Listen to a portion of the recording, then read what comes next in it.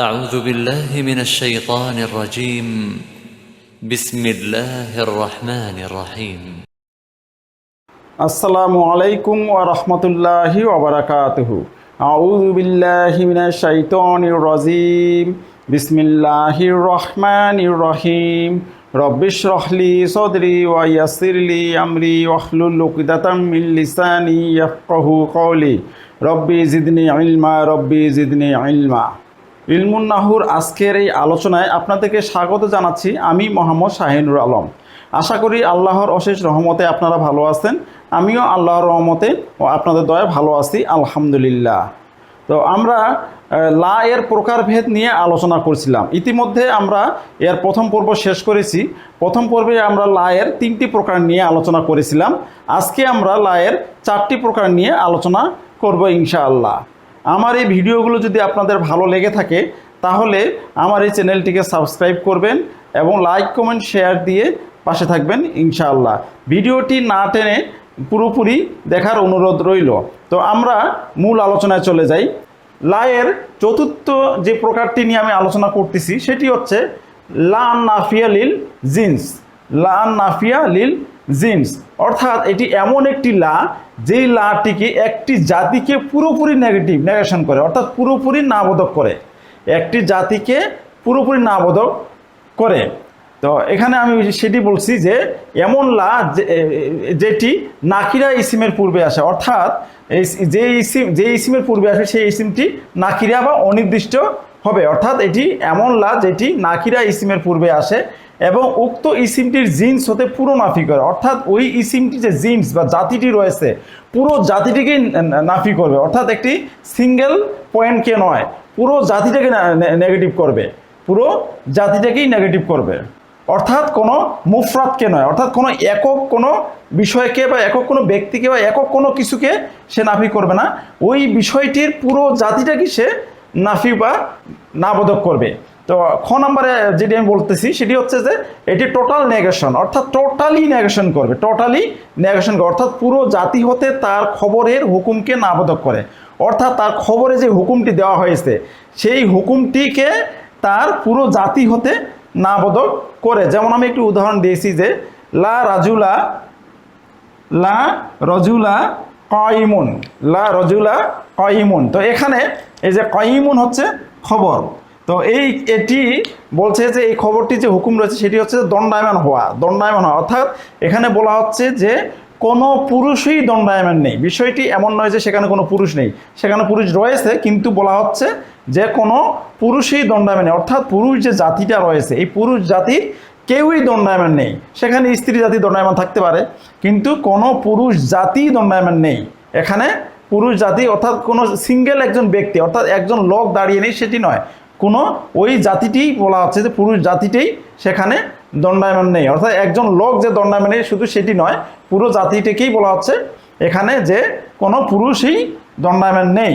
তো এখানে লা রাজুল্লাহ কাইমুন, এই লা আন নাফিয়া লিল জিন্সের যে আমল সেটি হচ্ছে যে এটি ইন্না এর মতো আমল করে থাকে, এটি ইন্না এর মতো আমল করে থাকে। ইন্না আমরা কি আমরা জানি যে ইন্না একটি জুমলা ইসমিয়ার পূর্বে আসে এবং মুক্তাদাকে নসব দেয় এবং খবরকে রফা করে। মুক্তাদাকে নসব দিয়ে সেটি হয় ইসমু ইন্না, খবরকে রফা দিয়ে সেটি হয় খবর ইন্না।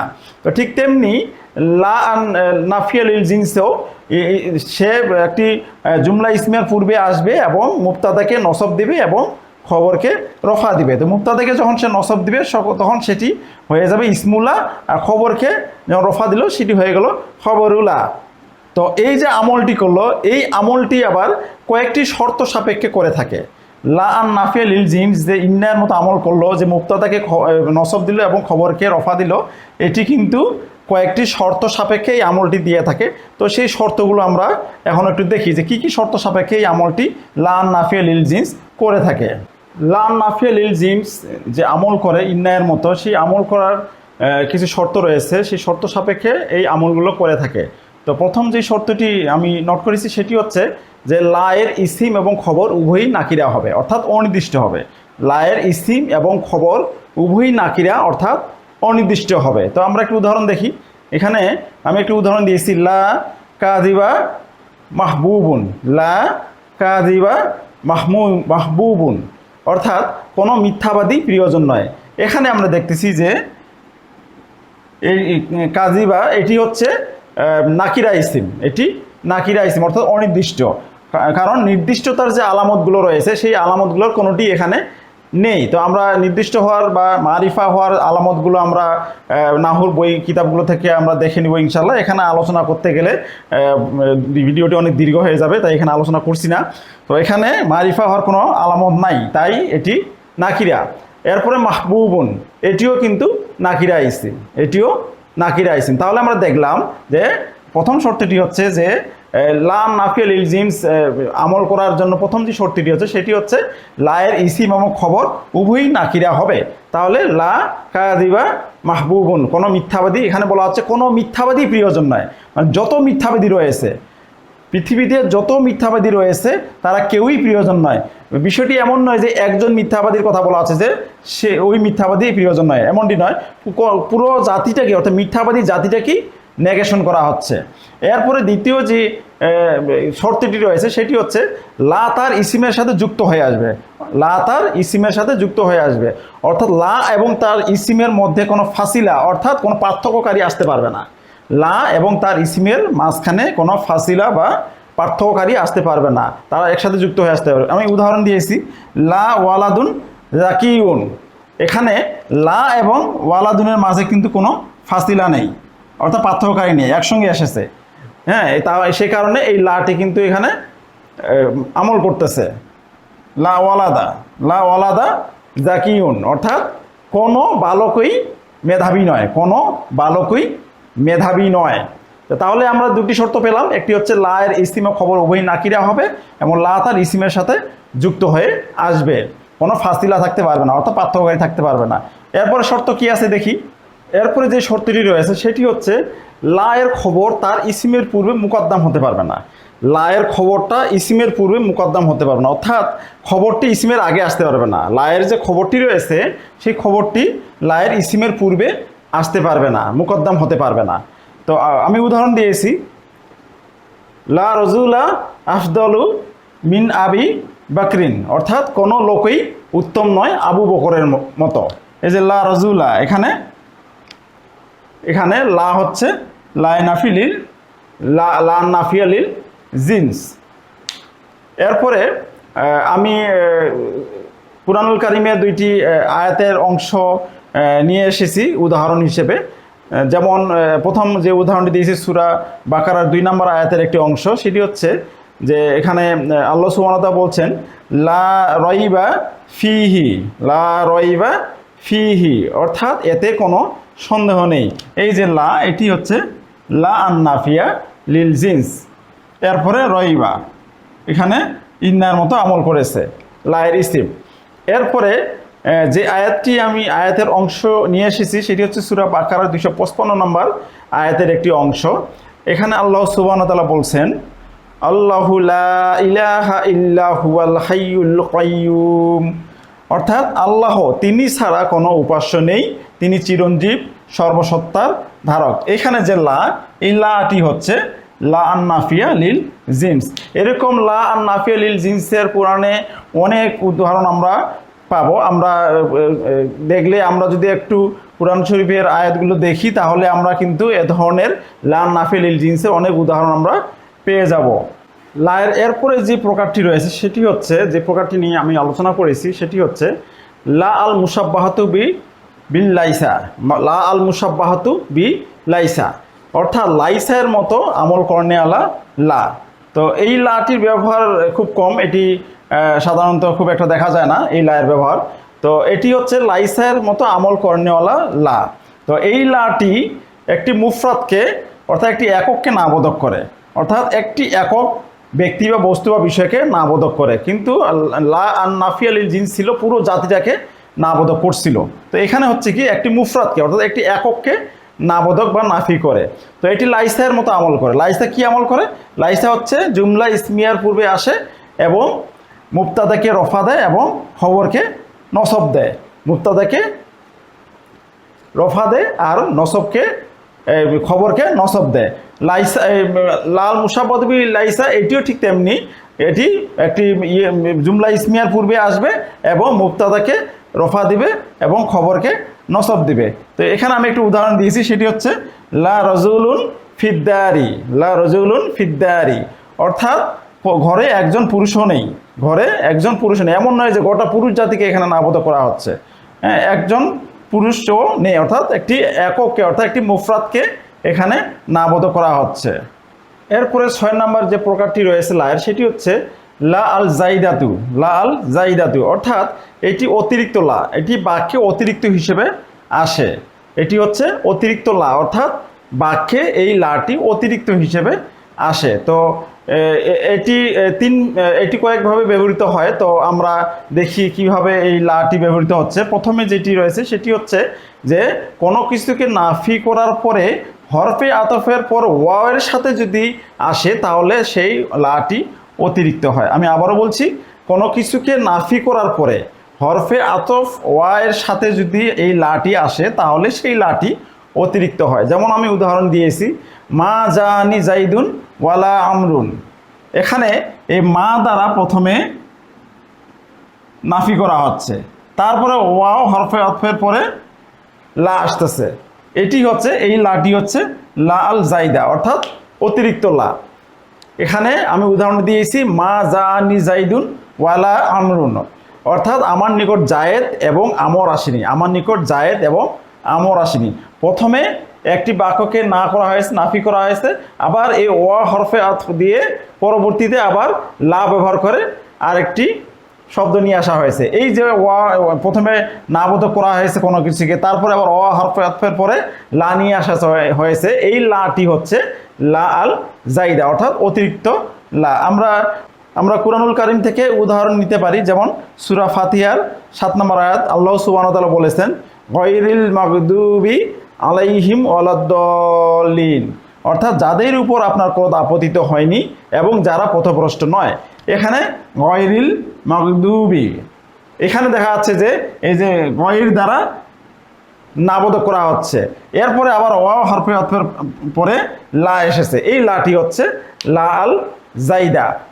তো আমরা তাহলে লা আল জাইদার প্রথম যে ব্যবহারটি সেটি আমরা আশা করি বুঝতে পেরেছি। এরপরে দ্বিতীয় যে ব্যবহারটি রয়েছে সেই ব্যবহারটি দেখি কি আছে। লা আল জাইদার দ্বিতীয় যে ব্যবহারটি রয়েছে সেটি হচ্ছে আন আল মাজদারিয়ার পরে আসলে, অর্থাৎ আন আল মাজদারিয়ার পরে যদি লা আসে তাহলে সেই লাটি হচ্ছে লা আল জাইদা, অর্থাৎ অতিরিক্ত। তো কুরআনুল কারীম থেকে আমি একটি আয়াতের অংশ নিয়ে এসেছি। আল্লাহ সুবহানাহু ওয়া তাআলা বলেছেন মা মানা আকা আল্লাহ তাসজুদা ইজ আমার তুকা, অর্থাৎ এর অর্থ হচ্ছে যে আদমকে সিজদা করতে তোমাকে কোন বস্তু বাধা দিল যখন আমি নির্দেশ দিলাম। সূরা আরাফের 12 নম্বর আয়াত। তো এখানে এই যে আল্লাহ, এখানে আন প্লাস লা, আন প্লাস লা ইকুয়াল টু আল্লাহ হয়েছে, আন প্লাস লা ইকুয়াল টু আল্লাহ হয়েছে, অর্থাৎ এখানে আন মাজদারিয়ার পর একটি লা রয়েছে, আন মাজদারিয়ার পর একটি লা রয়েছে। এই লাটি হচ্ছে লা আল জাইদা, এই লাটি হচ্ছে লা আল জাইদা। আশা করি আপনারা বুঝতে পেরেছেন। লা আল জাইদার তৃতীয় যে ব্যবহারটি সেটি হচ্ছে ফেইল কসমের পূর্বে আসলে, অর্থাৎ ফেইল কসমের পূর্বে যদি আসে তাহলে সেই লাটি হবে লা আল জাইদা। তো আমি এখানে কুরআনুল কারীমের একটি আয়াতকে নিয়ে এসেছি। আল্লাহ সুবহানাহু ওয়া তাআলা বলেছেন লা আকসামু বি হাযাল বালাদ, অর্থাৎ আমি এ শহরের শপথ করছি, সূরা বালাদের 1 নম্বর আয়াত। তাহলে এখানে যে আকসামু অর্থাৎ ফেইল কসম, এর পূর্বে এই লা এসেছে, এই লাটি হচ্ছে লা আল জাইদা। তাহলে আমরা আশা করি লা আল জাইদা সম্পর্কে বিস্তারিত ধারণা পেয়েছি এবং আশা করি আপনারা এই লা আল জাইদা সম্পর্কে বুঝতে পেরেছেন। লা আল জাইদা হচ্ছে একটি অতিরিক্ত লা এবং এই লাটি বাক্যে অতিরিক্ত হিসেবে আসে এবং আমি 3টি ব্যবহার এখানে দেখিয়েছি। কুরআনুল কারীমের সূরার আয়াত থেকেও আমি উদাহরণ দিয়েছি এবং এ ধরনের উদাহরণ আরও আমরা কুরআনুল কারীমে যদি দেখি তাহলে পাবো ইনশাআল্লাহ। তো আমরা এরপরে দেখি 7 নম্বর এবং সর্বশেষ যে লায়ের প্রকারটি রয়েছে সেটি নিয়ে একটু আলোচনা করি। সর্বশেষ এবং 7 নম্বর যে লায়ের আলোচনাটি রয়েছে, যে লায়ের প্রকারটি রয়েছে সেটি হচ্ছে লা আল আতিফা, লা আল আতিফা। তো এটি হচ্ছে এই লা আল আতিফা দুইটি বিষয়ের মাঝে আসে, এই লা আল আতিফা দুইটি বিষয়ের মাঝে আসবে। প্রথম বিষয়টির জন্য যে হুকুম সাব্যস্ত হয় তাকে দ্বিতীয় বিষয়টি থেকে নাফি বা নাকচ করে দেয়। অর্থাৎ এই লাটি দুটি বিষয়ের মাঝখানে আসবে এবং প্রথম বিষয়টার উপরে যে হুকুমটা সাব্যস্ত হবে তা দ্বিতীয় যে বিষয়টি রয়েছে তা থেকে সেই হুকুমটি নাকচ হয়ে যায়, অর্থাৎ নাফি হয়ে যায়। এবং এই ক্ষেত্রে পূর্বেরটাকে বলে মাতুফ আলাইহি আর পরেরটাকে বলে হচ্ছে মাতুফ। অর্থাৎ হরফে আতফের যে নিয়মটি রয়েছে সেটি হচ্ছে যে পূর্বেরটা হচ্ছে মাতুফ আলাই এবং পরেরটা মাতুফ হয়। তো তাহলে আমরা বিষয়টি আবারও বলছি, সেটি হচ্ছে যে এই লা আল আতিফা এটি একটি হরফে আতফ, এটি দুটি বিষয়ের মাঝে আসে এবং প্রথম বিষয়টির উপরে যে হুকুমটি সাব্যস্ত হয় তা দ্বিতীয় বিষয়টি থেকে নাফি বা নাকচ করে দেয়। এই লা দ্বারা জুমলা বা বাক্যের উপর জুমলা বা বাক্য আতফ হয় না, অর্থাৎ একটা বাক্যের উপর একটি বাক্য আতফ হয় না, যেটি সাধারণত অন্যান্য হরফে আতফগুলো হয়, যেমন ওয়ার ক্ষেত্রে দেখা যাচ্ছে জুমলার উপর জুমলা আতফ হয়, কিন্তু এই লা আতফা দ্বারা জুমলার উপর জুমলা বা বাক্যের উপর বাক্য আতফ হয় না, এটি মুফরাদের উপর মুফরাদ আতফ হয়। তো আমি একটি উদাহরণ দিয়েছি, সেটি হচ্ছে যে জানি জাইদুন লা আমরুন, জানি জাইদুন লা আমরুন। তো এখানে আমরা দেখতেছি যে আশার এই যে জাইদুন আমার নিকট জায়েদ এসেছে, আমর নয়, আশার যে হুকুমটা জায়েদের উপর সাব্যস্ত হয়েছে, আশার যে হুকুমটা জায়েদের উপর সাব্যস্ত হয়েছে এটি হচ্ছে মাতুফ আলাই। কিন্তু আমরের উপর এই আশার হুকুমটি সাব্যস্ত হয়নি, আমরের উপরে এই আশার হুকুমটি নাকচ করে দিয়েছে, অর্থাৎ এই লাটি আমরের উপরে আশার হুকুমটিকে নাকচ করে দিয়েছে বা নাফি করে দিয়েছে। তো এই লাটি হচ্ছে লাল আতিফা। তো এটি হচ্ছে মাতুফ আলাইহি আর এটি হচ্ছে মাতুফ। আশা করি আমরা বুঝতে পেরেছি।